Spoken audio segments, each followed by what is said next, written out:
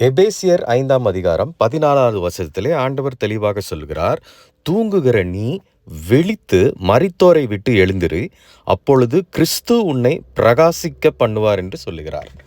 அப்போ நம்ம அந்த அறியாமை என்ற இருள்ல தூங்கி கொண்டிருக்கிறோம். இப்போ ஒரு வியாதியில நம்ம அவஸ்தைப்பட்டு கொண்டிருக்கிறோம். எதிர்காலத்தை குறித்த பயம், மரணம் எங்கே நம்மை கவ்வி கொள்ளுமோ என்ற ஒவ்வொரு நிமிஷமும் அந்த மரண பயத்துல நம்ம டிராவல் பண்ணிட்டு இருக்கும்போது, அந்த அறியாமை இருள் நிமித்தமாக நாம் தூங்கி கொண்டிருக்கிறோம்.